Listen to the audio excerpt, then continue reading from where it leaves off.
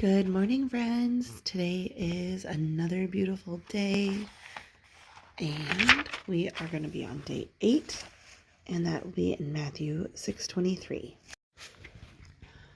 But if your eye is bad, your body will be full of darkness. Therefore, the light that is in you is darkness. How great is the darkness! Many times in the New Testament, Jesus refers to himself as the light or the light of the world. So what I am getting from this verse, and I will need to do more research, these are just my initial observations, is that if we are not seeing him or if we do not have him in our lives, then we are in darkness. We are full of darkness.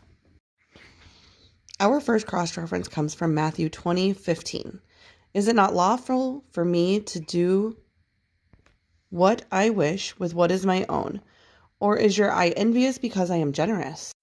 This verse comes from the parable that Jesus tells when he equates the kingdom of heaven to being like a landowner who hires laborers for his vineyard.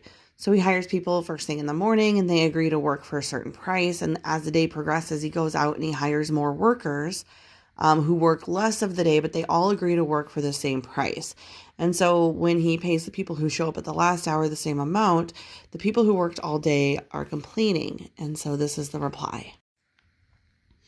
Our next cross-reference verse will be found in Mark 7:22, deeds of coveting and wickedness, as well as deceit, sensuality, envy, slander, pride, and foolishness. So this passage comes from a time when Jesus is talking about that what proceeds out of a man's mouth defiles the man because it comes from his heart. So again, from his flesh. Later on in the early history of the church, Paul in Galatians 5 talks about the fruits of the flesh, and he kind of remasters this list before he goes in and talks about the fruits of the Spirit. So if you're abiding in the flesh, these are the things that you will see as evidence, and if you're abiding in the Spirit, then you will see the fruits of the Spirit, or if you're abiding in Christ.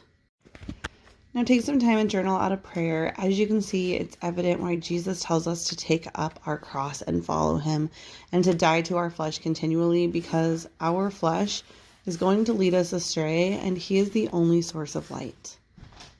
I hope you all have a really wonderful and blessed day.